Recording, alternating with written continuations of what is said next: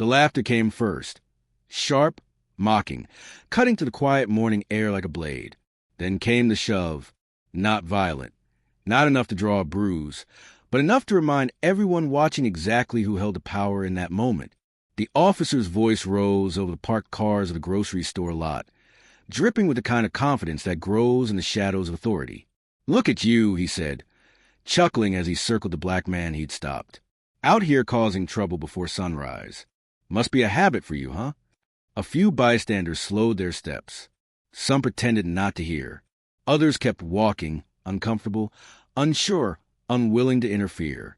But the man being mocked, calm, soft-spoken, dressed in work clothes still dusty from yesterday's shift, stood perfectly still. No anger, no fear, just tired eyes watching the officer laugh like cruelty was part of his morning routine. What the officer didn't know, what he couldn't possibly imagine, was that every degrading word he spoke, every smug grin he flashed, every ounce of prejudice he poured into the moment, was being broadcast live, and not by some bystander with shaky phone, but by the camera clipped to his own uniform, a camera he had forgotten to switch out of livestream mode. Right now, hundreds of people were watching. By the end of this, thousands would. Before we continue, if stories like this matter to you, stories about truth, justice, and dignity, like, comment, and share this video. Also, don't forget to subscribe now so you never miss the next one. Your support helps us keep telling stories that matter. Now back to the story. The man being detained lifted his gaze just slightly, not enough to provoke, just enough to see the officer's smirk stretch wider, as if humiliating him brought some private joy. And the officer had no idea that his career, his reputation, and everything he took pride in had already begun to crumble. The officer adjusted his grip on the man's wrist, not rough enough to draw a complaint on its own, but tight enough to make a point. "Name," he snapped. "Darius." The man answered quietly. "Darius Cole." The officer tilted his head, smirking. "Darius, huh? You got ID, Darius? Or are you one of those guys who forgot it at home again?" "It's in my back pocket," Darius said. "You already took it." The officer glanced at the license he'd tucked into his vest earlier and chuckled. "That's right," he said, tapping it. "Construction worker. Figures." Darius didn't respond. He kept his breathing steady, eyes focused on a spot somewhere past a row of cars, as if staring into the distance helped him stay grounded in the present. "You know why I stopped you?" the officer asked. "I told you," Darius replied calmly. "I was walking to my truck, same as I do every morning. I work on the site down the road." "You match a description," the officer said. Darius swallowed. "What description is that?" The officer sneered. "You know what description." The silence that followed was loud. Too loud. A woman loading groceries a few spaces away froze mid-reach. A teenage boy with earbuds half in, half out glance up, removing one to listen better. A delivery driver waiting in his van watched from behind the windshield. Nobody stepped in. Not yet, but the air shifted. The officer laughed again, short and sharp. "Relax," he said. "If you didn't do anything, you've got nothing to worry about, unless you're hiding something." Darius kept his voice even. "I'm not hiding anything." "We'll see," the officer replied. He turned slightly, adjusting his stance. As he moved, the small black square clipped to his chest. The body-worn camera caught the light. A soft blue indicator blinked steadily. He didn't notice. But somewhere across town, in a small room with multiple screens, a dispatcher did. Sergeant?" she called out, leaning toward a supervisor. "You might want to see this." On the screen in front of her, a live feed labeled Unit 3 to 17 streamed in real time. The view rocked slightly with the officer's movements, capturing his smirk, his posture, the way he stood just a little too close. Beneath the video, a viewer count ticked upward. 27, 39, 52. "What's going on?" the supervising sergeant asked, stepping behind her chair. "I don't think they realize the new test feature is still on," she said. "The pilot live stream mode? It's broadcasting to the community oversight portal." The sergeant frowned. Audio on. Full, she said. The officer's laughter rang through the speakers. Back in the parking lot, Darius shifted his weight, the cuff on one wrist clinking softly against the metal. I was just grabbing breakfast, Darius said. I've got a shift at 8. If you call the number on that ID, they'll tell you I'm on payroll. The officer rolled his eyes. Yeah, that's what they all say. All who? Darius asked gently. The officer glanced at him, eyes narrowing. You people. Those 2 words didn't need explanation. Darius inhaled slowly, the kind of breath you take when your first instinct is to react, but your second instinct, the one you learn the hard way, tells you to stay calm. I'm just trying to go to work, he said. And I'm just doing mine, the officer snapped. Funny how the 2 of us have such different definitions of responsibility. A small beep sounded from a body cam. He glanced at it, annoyed. Stupid thing, he muttered, tapping it with 2 fingers, always dying at the wrong time. It didn't die. It stayed very much alive. The viewer count climbed again. 93, 147, 203. On another screen in the oversight office, comment began to populate a live chat feed. Is this real time? Why is he talking to that guy like that? This looks bad. The sergeant folded his arms. Is there a way to notify him he's live? He asked. There is, the dispatcher said slowly. But maybe you should see what he sounds like first. Back in the lot, the officer began to walk Darius toward the patrol car. So, he said lightly, still amused, what were you really doing? Scoping cars? Waiting for someone to look the other way. I parked, Darius answered. I went inside. I bought coffee and a sandwich. You can ask the cashier. Oh, I plan to, the officer replied. After we're done here. Maybe I'll ask him how long you were hanging around outside. See how suspicious you looked. You grabbed me less than 10 seconds after I walked out, Darius said. The officer shrugged. Guess you just have that kind of face. Each word made the space between them smaller. Each word made the distance between power and prejudice feel nearly non-existent. The teenage boy with the earbuds finally took both out. He watched, brow furrowed, shifting from one foot to the other like someone standing at the edge of a line. Not sure if he should cross it. Sir, he called hesitantly. He wasn't doing anything. I just saw him come out of the store. The officer turned sharply. Go mind your business, he snapped. This doesn't concern you. The boy's cheeks flushed, but he stayed in place. Darius looked at him and shook his head slightly, a tiny gesture, as if to say, It's all right. Don't get yourself in trouble. The boy swallowed and lowered his gaze, but stayed where he was. Another foreshadow settled in quietly, not in technology this time, but in people. Someone had seen. Someone had heard. Someone would remember. The officer turned back to Darius. You see what you did? He laughed. Now we've got kids thinking they know the law. He opened the back door of the patrol car with one hand. Get in. Darius hesitated. Am I under arrest? He asked. The officer smirked. You're being detained, he said. If you cooperate, maybe this doesn't escalate. If you don't... He let the sentence hang in the air like a threat that didn't need details. I haven't done anything wrong, Darius said quietly. Not according to you, the officer replied. He nudged Darius toward the open door. In the oversight room, the sergeant sighed heavily. This isn't good, he muttered. Should I cut the feed? The dispatcher asked. He shook his head slowly. Record everything. Archive it. But leave it live for now. The community portal's been asking for transparency. The dispatcher nodded, fingers moving quickly over the keyboard. Back at the parking lot, the officer lifted the handcuffed wrist slightly. He repeated. Darius looked at the car, then at the officer, then at the small cluster of people watching helplessly from a distance. His pride wanted him to resist. His experience told him not to. He bent down and slid into the back seat. The door shut with a dull, final thud. Inside the patrol car, the world sounded different. Quieter, narrower. Darius stared at the cage between the front seat and the back. He could see the officer's profile reflected in the glass. The man was still smirking. The officer tapped the dash, humming as if this were all routine. "Some people never learn," he said lightly under his breath. Darius closed his eyes for a moment. He didn't pray for revenge. He didn't wish for harm. He just wished, with everything in him, that someone would finally see what he had been living with his entire life. A minute later, a crackle came through the officer's radio. "Unit 3 to 17, this is dispatch." He pressed a button. "Go ahead," he said.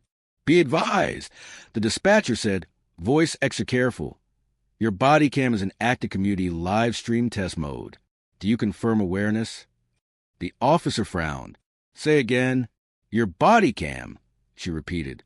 "It is currently broadcasting live to the public oversight portal as part of the pilot transparency program. Do you confirm awareness?" His jaw tightened. He glanced down at the blinking indicator light. It burned into him now. "Yes, I'm aware," he lied quickly. "I said it." "Copy," dispatch replied. "Be advised you are being monitored in real time by command and the community review board. Proceed accordingly." The radio went silent. So did the officer, for the first time since the stop began. In the back seat, Darius opened his eyes. He hadn't heard the entire message clearly, but he'd heard enough. Bodycam, live stream, public. His heart shifted in his chest, not with glee, but with something slower, heavier. Maybe, just maybe, the truth wouldn't be buried this time. The officer's laughter died on his lips. He stared straight ahead, the weight of the blinking light, suddenly oppressive.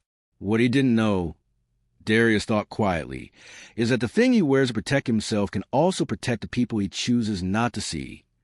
The officer cleared his throat, tried to regain his earlier tone. He failed.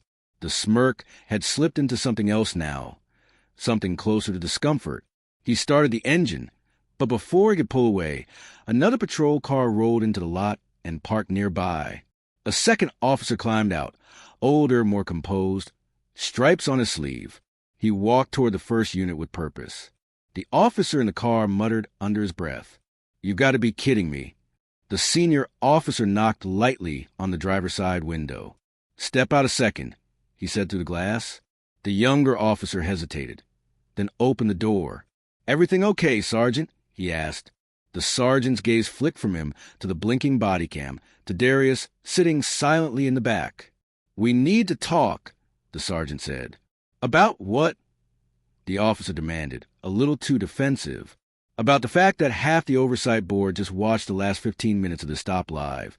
The sergeant replied calmly. The younger officer swallowed. "I was just doing my job," he said. The sergeant's tone didn't change. "Your job does include laughing at someone you detain, belittling them, or making comments about you people while your camera is running." The officer's face flushed. "That was taken out of context," he insisted. "There is no context," the sergeant said quietly, "where that sounds like policing instead of humiliation." The younger officer glanced back at the car, at Darius's eyes watching him through the glass. For the first time, he felt exposed.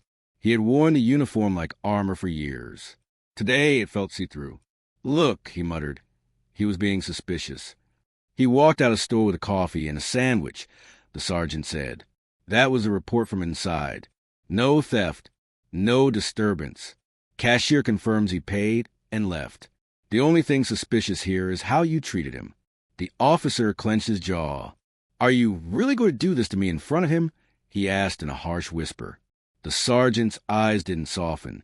"No," he said. "You already did this to yourself. I'm just here to deal with it." The younger officer looked down at the body cam again. That little blinking light seemed louder than the idling engine, louder than the hum of the cars, louder than the murmurs of the gathering crowd. He tried to laugh it off, the way he had earlier. It didn't come. "Am I in trouble?" he asked. The sergeant watched him carefully. "You're being relieved from this call," he replied. "Hand me the keys." The officer stared at him. "You're kidding."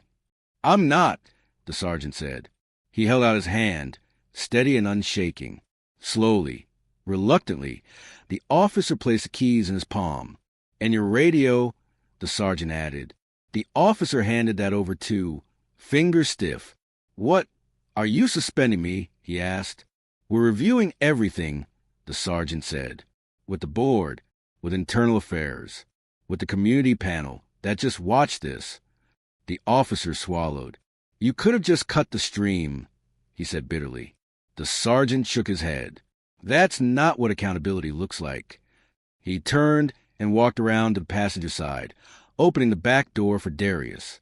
Mr. Cole, he said respectfully. Step out, please. Darius blinked, surprised by the sudden shift in tone.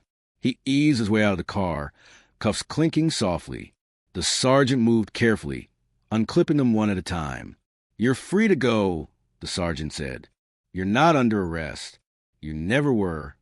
Darius rubbed his wrist, the skin marked but unbroken. Am I still being detained? He asked softly. No, sir, the sergeant said. You're not being detained, but you are being heard. Darius studied his face. Are you? He asked. The sergeant held his gaze. I am now, he said quietly. Behind them, the younger officer shifted uncomfortably. This is ridiculous, he muttered. You're just overreacting because of some video. The sergeant turned to him. What you say when you think no one is listening, he replied, is exactly who you are. Today, people were listening. He didn't raise his voice. He raised the truth.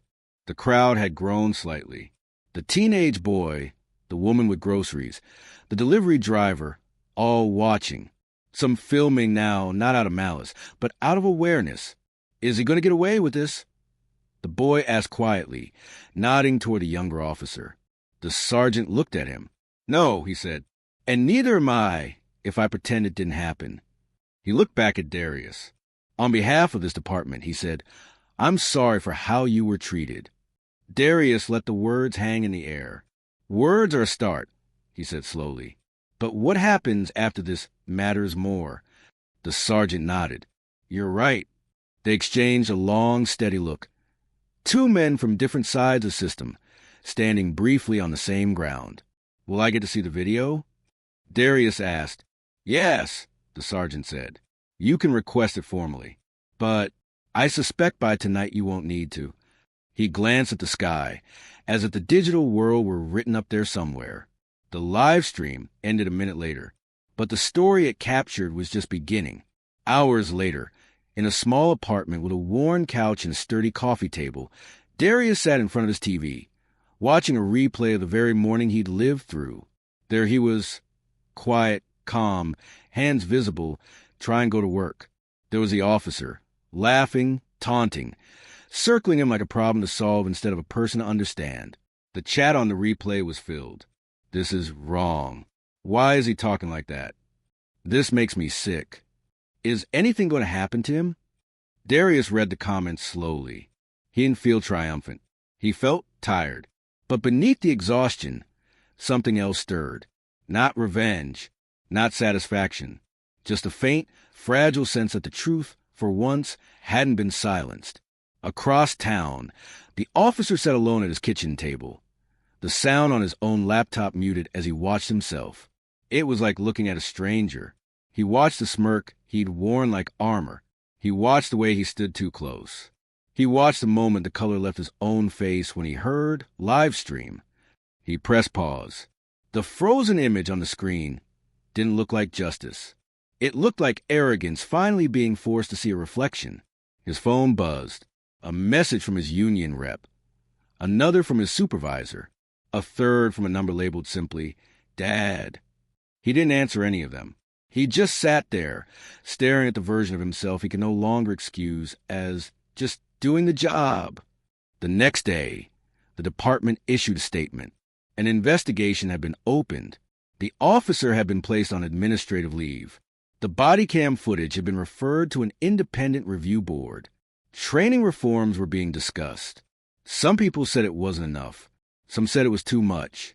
But the one person who mattered most, the one who'd been humiliated publicly, didn't ask for the officer to be destroyed, only for him to be changed. A week later, the sergeant met with Darius in a small conference room at the station. We're recommending mandatory bias training, the sergeant said. Disciplinary action, dock pay, extended evaluation period. He may lose his position on patrol. Darius listened quietly. Will he still have a badge? He asked. For now, the sergeant said. That decision's still under review. Darius leaned back. What do you think should happen? The sergeant asked carefully. Darius smiled faintly, without humor. You're asking me to sentence him? No, the sergeant said. I'm asking for your perspective. Darius thought for a long moment. I don't want his life ruined, he said finally. I just don't want anyone else to live through what I did because he never learned. The sergeant nodded slowly. That's fair. Darius looked at him. Will this change anything? He asked. The sergeant folded his hands. For him, he said, it already has. He's had to watch himself from the outside. Some people go their whole careers without that mirror. And for everyone else wearing that uniform, Darius asked. That depends, the sergeant replied, on how many of us are willing to see this and say, we won't stand for it. Not quietly, not just in private. The room fell silent again. Then Darius spoke softly. Do you know what stayed with me the most? He asked. The insults? The sergeant guessed. The way he laughed. Darius shook his head. No, he said. The moment you opened the car door and called me sir. The sergeant blinked. That changed everything, Darius said. Not the investigation, not the live stream, just the way one person chose to talk to me. The sergeant exhaled slowly.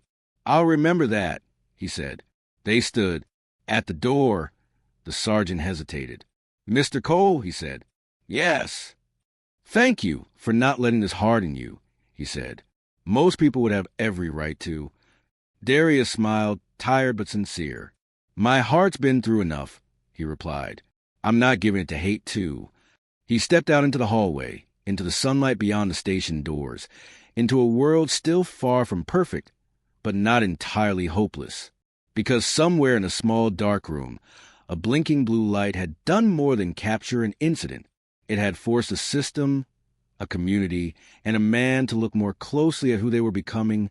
If the story made you stop and think, even for a moment, then let it do more than just sit on your screen.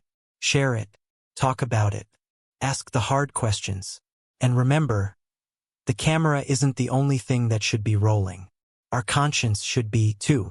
Respect shouldn't wait for exposure. Respect shouldn't depend on who's watching. Respect costs nothing but means everything. And if you believe that, make sure you subscribe to this channel now. Share this story with someone who needs to see it, and keep standing on the side of quiet, steady justice, right where it matters most. Share your thoughts in the comments. Your voice matters here,